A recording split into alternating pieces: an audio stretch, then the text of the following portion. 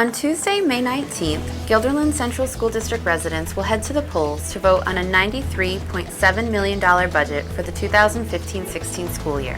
The proposed budget represents an increase in spending of 1.69% over the current year's budget and aims to strike a balance between the district's mission and available resources. We have much to be thankful for with respect to how our TRS rates came in this year, nearly an additional $1.3 million.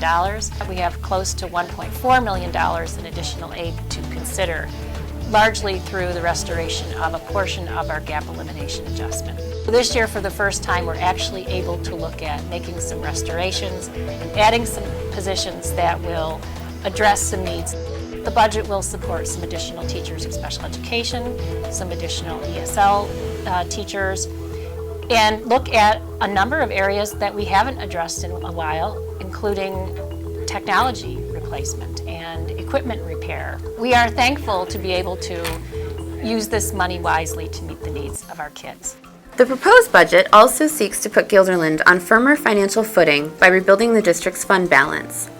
Guilderland has routinely used a portion of its fund balance to preserve programs and services and to help lower the tax impact on district residents. We are using a portion of our additional resources to shore up our fund balance. Our plan is to present a tax increase to our taxpayers that is below our tax levy limit. The proposed budget would result in a 2.76% tax levy increase in the coming year, just below the district's maximum allowable tax levy limit as calculated under the state's tax cap formula. Tax rates are estimated to increase by slightly less than that amount at 2.12% for residents of the town of Guilderland. Voters will also elect 3 members to the Board of Education and vote on the purchase of 11 new buses and a maintenance plow truck at a total cost of $1.125 million. In addition, a separate capital improvement proposition will appear on the May 19th ballot to address needs in the high school auditorium and on the high school football field and track at a cost of $1.16 million. Spaces such as the auditorium and athletic fields contribute to the success and development of the whole child. However, in its current condition, the high school auditorium is not suitable as a teaching space. We don't have enough spaces actually for classes unless we use the stage as a classroom area. In particular, this year we were supposed to have a large study hall in there, but it soon became very apparent that children couldn't work in the space because you can't see to read. We're all trying to use this same space. There's inadequate space. And then on top of that are the problems with the inadequate lighting, there's inadequate seating, the sound system, the lighting system. If approved, the high school auditorium work would consist of new seating, carpeting, house and aisle lighting, theatrical control systems for lighting and sound, and the addition of ADA compliant seating.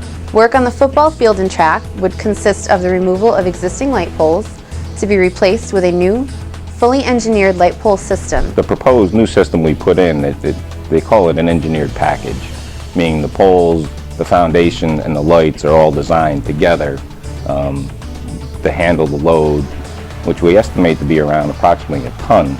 Wind shear becomes a factor. If approved by voters in May, the work of this proposition could be incorporated into the district's existing construction project schedule during the summer of 2016. For us to tie this work into that work makes sense for many reasons.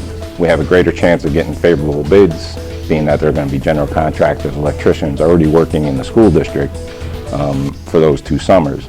As well as if we can do it as a capital project, we receive approximately 65% in state aid.